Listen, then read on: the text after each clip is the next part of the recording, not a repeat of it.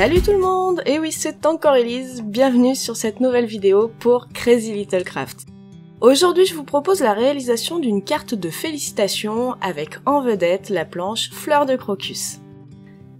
Je commence en préparant ma base de carte. Une fois de plus, je prends un demi-papier A4 de papier Florence. Pas de volume sur cette carte, on va tout faire directement sur la base. J'ai besoin d'un gabarit en forme de cœur. Alors j'attrape un die de cette forme qui rentre dans le format de ma carte et je trace légèrement au crayon de papier le contour. Vous pouvez tout à fait remplacer le die par une forme imprimée et découpée. Il faut faire avec les moyens du bord. Je sors ma planche de tampons et pour me faciliter la vie, je pose chaque tampon fleur sur un bloc acrylique différent. On va enchaîner les tamponnages, alors autant être à l'aise. Je prends de l'encre noire Memento. À ce moment-là, je me dis que pour la mise en couleur, je vais utiliser des crayons de couleur et une solution de mélange pour mes fleurs. Donc je commence par tamponner une première fleur. J'ai pris la plus grosse et je lui mets son masque. Puis j'en tamponne une autre, la plus petite, que je fais chevaucher volontairement sur la première, qui, dans tous les cas, est bien protégée par son masque.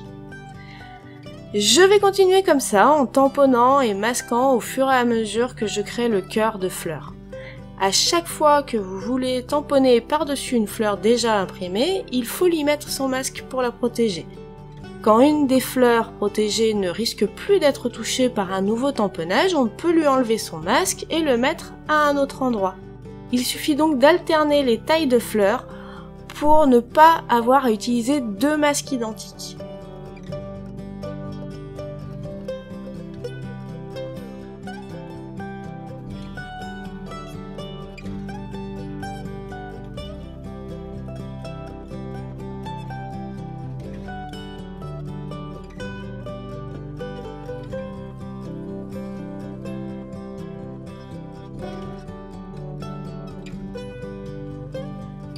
J'ai presque réussi à faire cette accumulation de motifs avec une seule planche de masquage.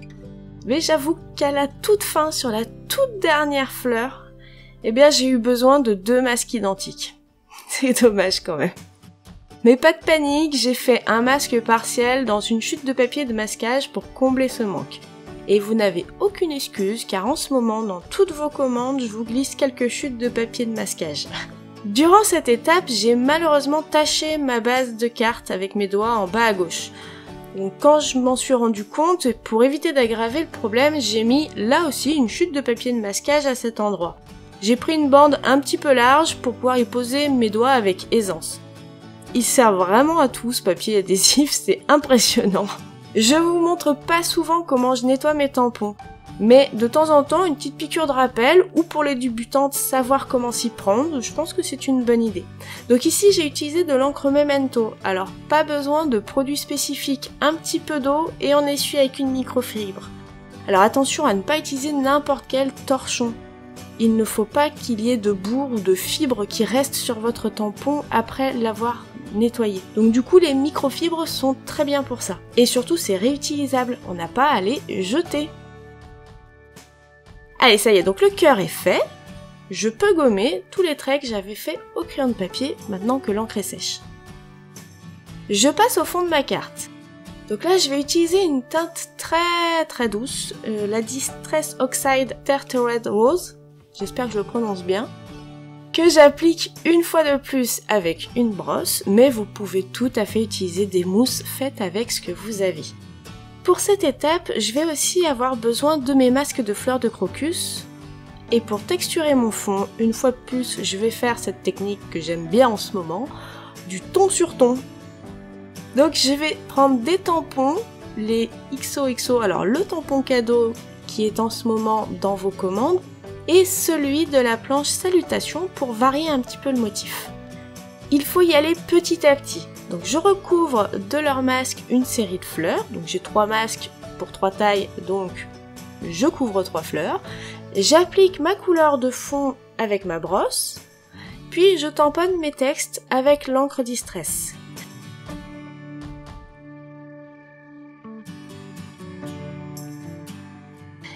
Pour un effet encore plus doux avec mes textes, je prends de l'encre sur mon tampon, je le tamponne une première fois sur un brouillon et sans le réancrer, je retamponne sur ma carte. À un moment donné, au tout début, je me suis dit que c'était peut-être pas la peine de mettre les masques pour faire le fond. Qu'après tout, les Distress Oxide, elles allaient laisser le motif noir apparaître et que je pourrais sûrement faire ma mise en couleur au crayon tranquillement par-dessus. Eh bien en fait, c'était pas une bonne idée. Si on regarde la petite fleur en haut à droite du cœur, eh bien l'encre a donc recouvert en partie le noir du tamponnage. Donc il est plus très noir déjà, et ça me dérange. Mais en plus, il donne un aspect baveux au contour de mon tamponnage. Alors du coup, je vais quand même maintenir ma technique, je masque, j'applique la couleur de fond, je tamponne les textes et je déplace mes masques.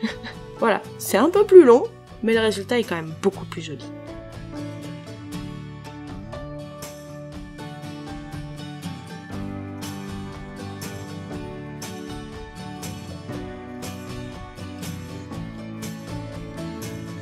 Pour le nettoyage des tampons, là j'ai utilisé une encre Distress. Alors Ink Oxide, ça marche pareil.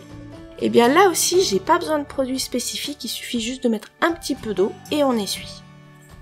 Allez, place à la mise en couleur. Je reste avec les mêmes teintes pour mes fleurs que celles que j'ai utilisées pour le fond. Alors j'ai eu beaucoup de chance parce que j'ai acheté ces crayons polychromos dans la boutique du coin vers chez moi, peut-être une semaine avant le début du confinement. Donc gros coup de bol, j'ai les bonnes teintes par rapport au fond que je veux utiliser. Donc j'ai sélectionné 3 teintes par rapport à cette couleur de base, une claire, une moyenne, une foncée. Je vais pas chercher à faire des ombres et des lumières ultra réalistes, c'est pas du tout mon but ici. Tout ce que je veux, c'est donner du volume, en tout cas une impression de volume sur chaque fleur, que chaque fleur se détache de l'ensemble et soit bien visible. Donc je vous en montre une, la première, et puis le reste je vais le faire hors caméra parce que vu le nombre de fleurs, je vous assure, il y en a pour un petit moment. Je fonctionne comme avec les feutres à alcool. Je commence par appliquer ma couleur la plus claire sur une partie de mon motif, et sans appuyer, parce que appuyer ça reviendrait à se limiter dans la création de dégradés de couleurs. Et ensuite je vais foncer progressivement à certains endroits. Et puis au besoin, eh bien, je vais réintervenir avec ma couleur la plus claire. Alors, on dirait pas forcément, mais même avec les crayons ça marche, ça permet de fondre les couleurs entre elles.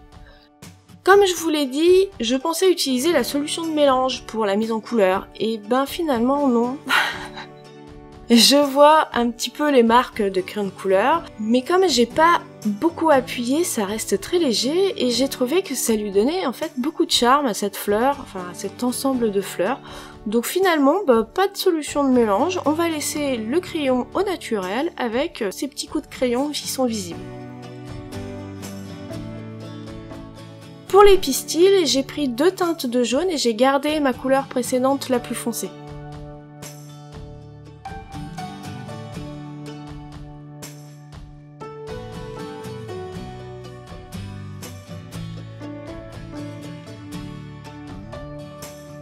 Donc voilà, je termine ma mise en couleur en réalisant une ombre très légère pour laquelle j'ai simplement utilisé 2 crayons gris, un clair et un moyen. C'est bien joli, ça me plaît beaucoup, mais je trouve que ça manque de quelque chose. Une petite touche de contraste pour cadrer le motif qu'on a créé. Et j'ai aussi besoin de camoufler cette fameuse tache que j'ai fait en bas à gauche de la carte. Et bien grâce à ces taches finalement, je vais utiliser quelque chose auquel je pense jamais d'habitude, du masking tape.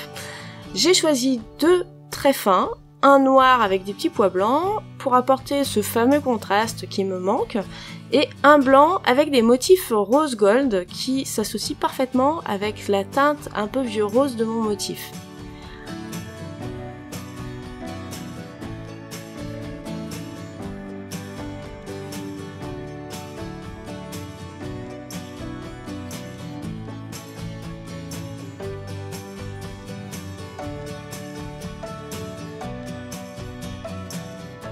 Pour mon message, j'utilise un tampon de la planche Félicitations, tout simplement. Je masque une partie de celui-ci parce que ça m'intéresse pas pour ce projet. Et je l'imprime avec de l'encre Versafine noire. Ah, encre Versafine, eh bien là, pour le nettoyage, l'eau ne va pas suffire. Utilisez un produit nettoyant spécialement pour les encres de tampon. Moi, j'utilise le Stazone, il marche très bien, et pour plein d'encres différentes. Voilà, donc je passe mon produit, et j'essuie avec la microfibre. On arrive aux finitions. Je commence par ajouter des sequins. Alors, j'ai pris le mélange de printemps, mais je vais utiliser seulement les sequins blancs et les sequins transparents. Comme ça me permet de m'amuser avec les tailles de sequins. Et en touche finale, j'utilise du Crystal Drop cuivré. Alors la teinte c'est Copper Penny, donc c'est couleur cuivre, qui se marie très bien avec le rose gold, parce que c'est quand même plus ou moins la même chose. Et bien ça y est, la carte est terminée. Donc j'ai eu cette idée de faire un cœur en fleurs en vous dessinant la planche de tampon, et j'avais vraiment très hâte de le réaliser. Donc cette mini planche de tampon, je vous le dis, ça va sûrement devenir un de mes inconditionnels. Je vois tellement de possibilités avec, c'est impressionnant. Enfin bon, j'attends avec impatience vos commentaires et j'espère que cette création vous a plu et vous a apporté un peu de distraction. N'hésitez pas à venir nous rejoindre sur Facebook et Instagram pour ne pas rater les créations complètement crazy de l'ADT. Je vous dis à très bientôt, prenez soin de vous et bon scrap. Bye!